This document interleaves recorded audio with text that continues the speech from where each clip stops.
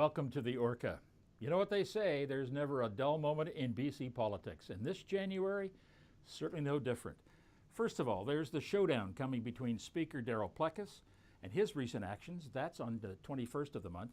And then the mother of all by-elections, as the Orca has termed it, on January the 30th in Nanaimo. So what's going to happen next? Well, Maclean Kay is the editor-in-chief of the Orca and joins us now from Victoria.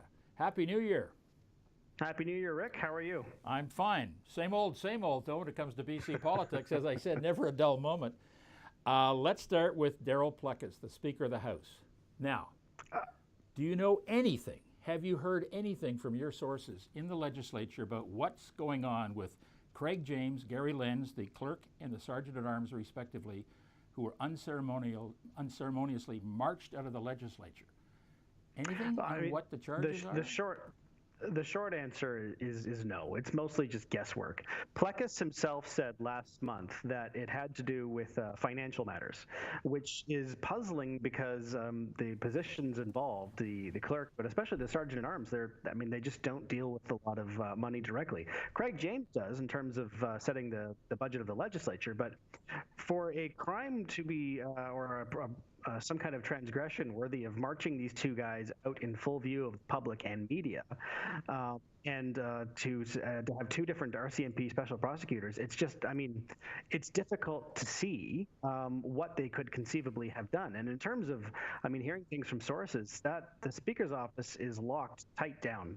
We see them always quite regularly. I saw Darryl Plecas myself earlier this week, but they don't respond well to requests for interviews or even just informal chats. So, the short answer is no. It's just all rumors and guesswork at this point. But when they say it's something financial, the monies that either James or Lenz or both ever touched was subject to a quarterly review by the Auditor General.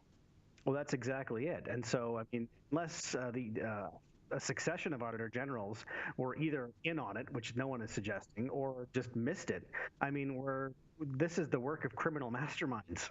So the idea that Darryl Plecas would have sniffed this out and that his, untrained special assistant, which is no disrespect to him, but he's not a professional investigator, that they would have sniffed this out when a succession of Auditor Generals did not. It's not impossible, but it does kind of beggar belief.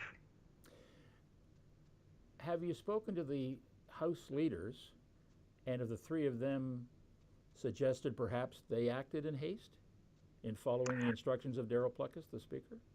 Well, yes, actually, they have all sort of indicated that in some degree. Most notably, Mary Polak has said that all things being equal, we probably could have handled that a little differently. And even the Premier, John Horgan, has said that in retrospect he wishes that had been handled differently.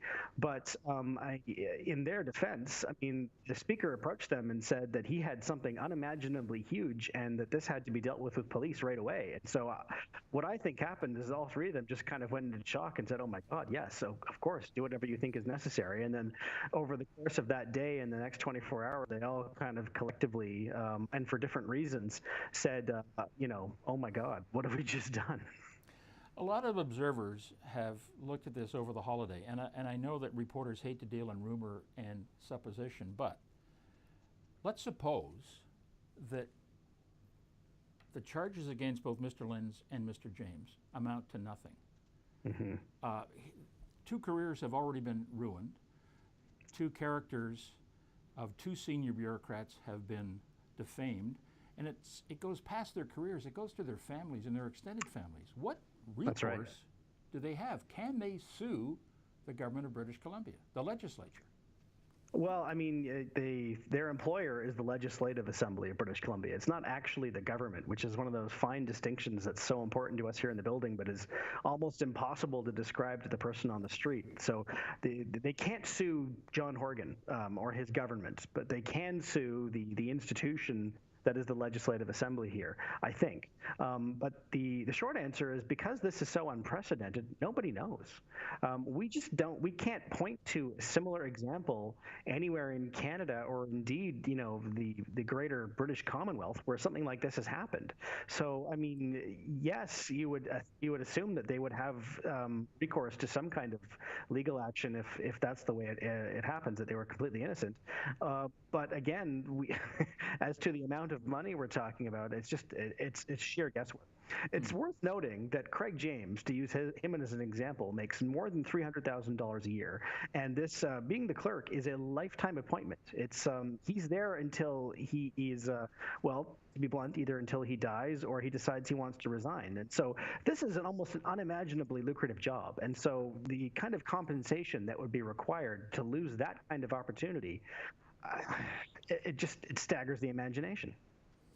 Okay, let's move along to the other thing that's going to be of note this month, and that is the by-election going on in Nanaimo. Leonard Krogh stepped down as an MLA to become the mayor of Nanaimo. This has traditionally been an NDP stronghold, but, and there's the operative word, but and this time around, the Liberals have put up a fairly formidable candidate, and you get a feeling there's a change of attitude in Nanaimo. Well, yeah. I mean, it's the NDP are kind of victim to a lot of self-imposed bad timing. I mean, this by-election is happening just as a property tax hike is taking effect, which municipalities across BC have pointed to the employer's health tax as being the reason why, and Nanaimo's been no different. So they're having to answer for higher property taxes. The speculation tax was applied to Nanaimo, and Nanaimo didn't want it. They have to answer for that as well. And the fact that once you're in government, all of a sudden, all those things that you kicked a fuss about, now you're responsible for. So there's a reason governments traditionally do very poorly in by-elections. And the other thing that people should be talked about more, I think, is the fact that it's not Leonard Krogh running. Leonard Krogh has been a fixture in Nanaimo politics for almost 2 decades now. And there's a reason they saw him as a savior at City Hall. The man was respected by all sides here in the legislature. And so with Sheila Malcolmson, who doesn't even live in Nanaimo, it's a whole new ballgame for the NDP. So remind us why this is pivotal and what could happen either way. Well, it's pivotal because the NDP have the thinnest of razor-thin majorities, if you can't factor in their green allies. Now, right now, should the BC Liberals pull off the upset, and it would be an upset, to be fair, to win in Nanaimo, we would have effectively a tie in the House with the NDP and Greens on one side and Liberals on the other. And the Speaker, who we've just been talking about and isn't a model of stability these days, would effectively be the tie-breaking vote. And so this is an almost unworkable situation for any government.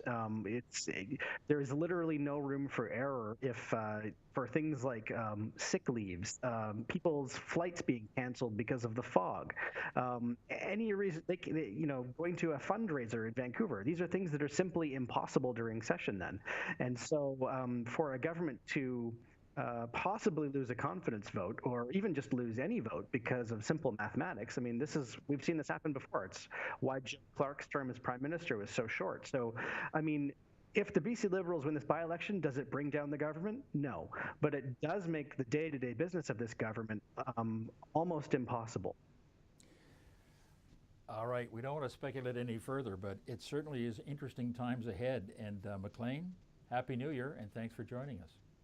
Always a pleasure. Happy New Year to you as well.